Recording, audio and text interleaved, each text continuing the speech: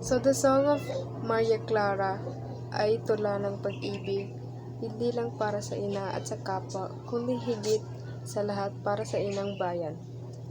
Ipinapakita nito ang kagandahan ng Pilipinas at ang kahalagahan ng sakripisyo para sa bayan bilang pinakamataas na anyo ng pagmamahal. So ang content ng background ng aking tula ay ang babaeng nakayuko at nananalangin ay sumasagisag ito kay Maria Clara, nakilala sa kanyang kabanalan, pagkamaamo at malalim ng pagmamahal sa Diyos at sa kanyang bayan. Ang panalangin ay nagpapakita ng kadalisayan at pagmamahal na makikita rin sa tula.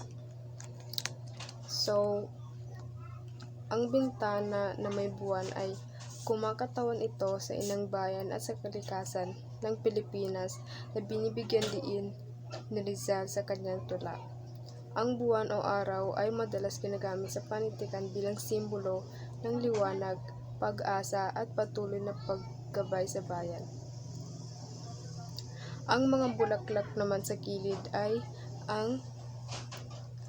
ito ay sumisimbolo ng dalisay na pag-ibig at kagandahan ng kalikasan sa sariling bayan, gaya ng paglalarawan sa tula o sa masarap mabuhay o mamatay para sa inang bayan.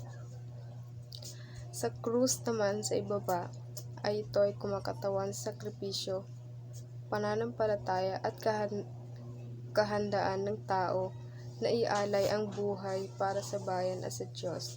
Ito rin ang koneksyon sa huling saknong ng tula kung saan sinasabi na how sweet to die for the native country.